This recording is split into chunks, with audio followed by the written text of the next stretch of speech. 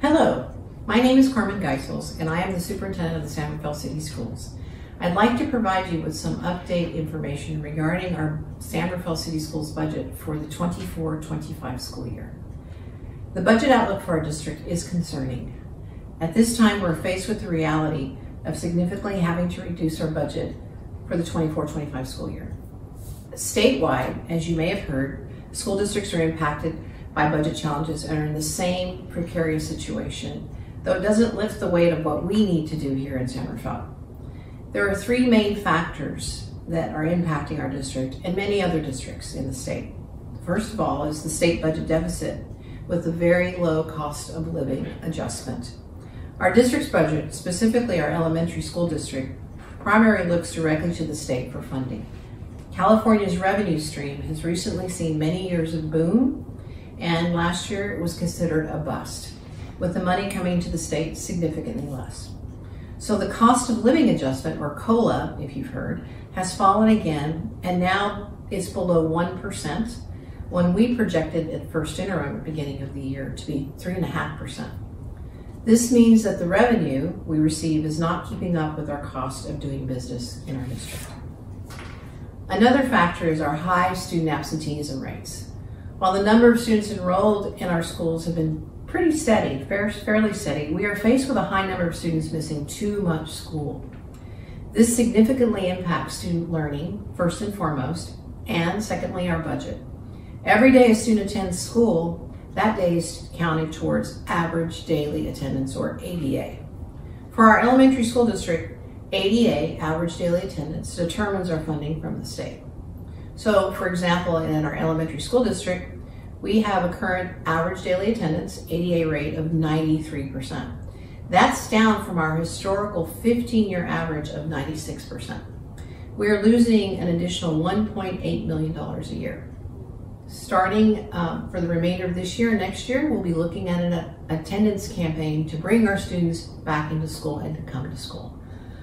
The third thing that's impacting our budget is our COVID relief dollars. They're ending. During COVID, as you know, soon after it began, districts all across the state benefited from a substantial one-time monies to help mitigate the pandemic's impact. In San Rafael, we implemented in enhanced ways in many programs and services, including hiring additional staff.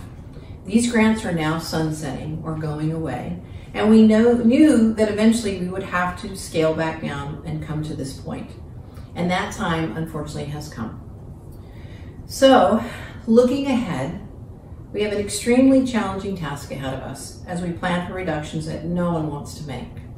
As we do so, we're committed to working collaboratively with our community on solutions that help us maintain high-quality educational opportunities and experiences for our students as much as we can. We're looking at all options to reduce the impact on services and staff to the extent possible. It is a district goal to minimize impacts to classroom and student learning as much as possible. However, we are a people organization, and our budget is more than 80% people. We are prioritizing making reductions away from the classroom, but by nature of our organization, we will not be able to make the reductions necessary without reducing staff. So, what's next? We acknowledge that these decisions to scale back programs and services will be difficult and a challenge, but we remain committed to working openly with our San Rafael City Schools community during this entire process. We plan to work together on solutions that help us maintain high-quality educational opportunities and experiences for our students. So over the next month, we have opportunities and sessions for the community to learn more, as well as provide input. Groups like the Budget Advisory Committee, the District Leadership Team, Labor Management Leaders, Superintendent Parent Council have been meeting and will continue. We want to specifically invite our San Rafael community to the following meetings to provide input. The Board of Education meeting agendized discussion item. It's going to be talked about, and the board welcomes public input and comment. That would be this coming Monday, January 22nd at 6 o'clock in our district boardroom. Also, our strategic plan input meeting on January 31st at 6 o'clock in the district boardroom is another opportunity to provide input. Our DLAC meeting, which is a Zoom meeting, is February 8th at 6 o'clock. And then again, our Board of Education meeting on February 12th is a second opportunity for the district to provide input, for the community to provide input to the district and the district board. And also, if you can attend either of the January 22nd or February 12th meetings, you're more than welcome to attend by Zoom.